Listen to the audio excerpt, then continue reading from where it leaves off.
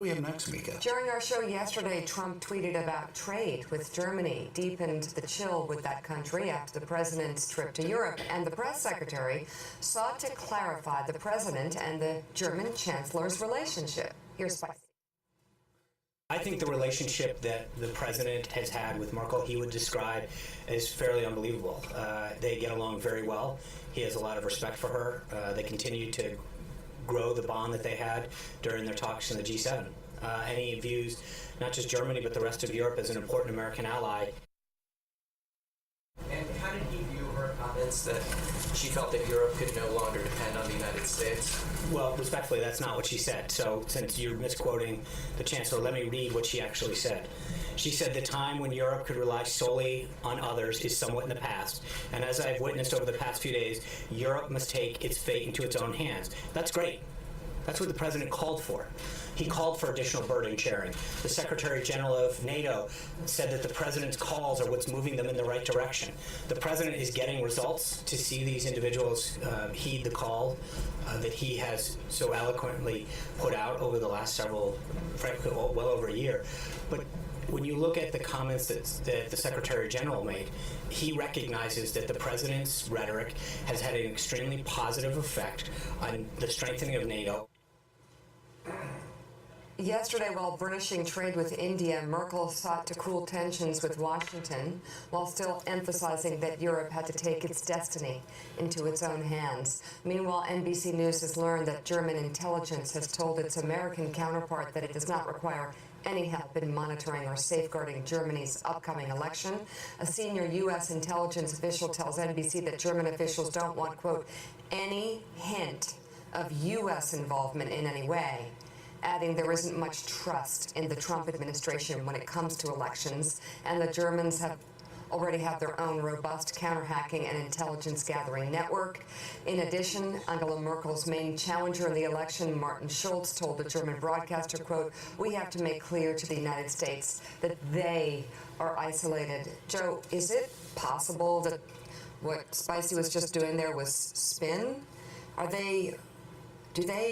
Is it possible that they are so unbelievably out of it or stupid that they don't understand the damage that's being created internationally and the relationship with Germany? They understand the damage that's being created. Are you sure? I don't think he gets it. I am positive. They do understand that. You can talk to the foreign policy community in Washington. They will tell you over the past 24 to 48 hours, there's been deep concerns about a widening rift between the two. I understand that others see that, but does the Trump administration see what a mess this is creating?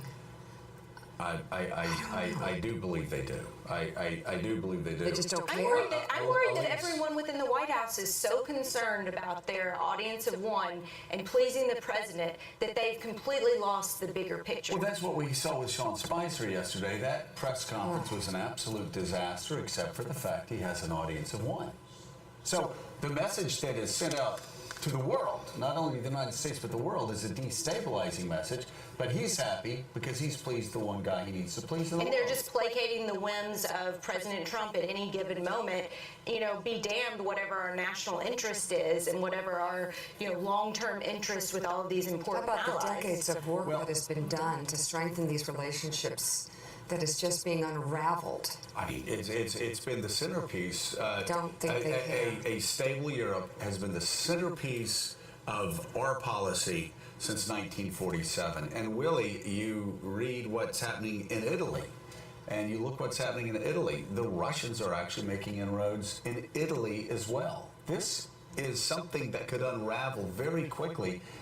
Maybe this alliance does not survive the next 3 years, 3.5 years. Because I always believe, it's one president, he'll get out in 4 years, and then we can rebuild the relationships that have kept the world safe. Well, Italy's unraveling quickly. And to be clear, in that moment in the press conference where Spicer read back the quote to the reporter, Oh my God. Angela Merkel was talking about That the was United incredible. States. She said at the beginning of her comment, I've experienced this in the last few days. Right. When she said, we're going to be on Yeah. our own, we're going to have to take up our own defense, we're going to have to do all these things for ourselves. She was specifically referencing what she called the last few days, which Talk was the about NATO fake summit, news. G7, and all the time she spent with Donald Trump. That didn't come out of nowhere. That was a shot at the United States. And it was complete fake news. And you had Donald Trump even yesterday morning, 23 hours ago, attacking Germany, saying they were very bad.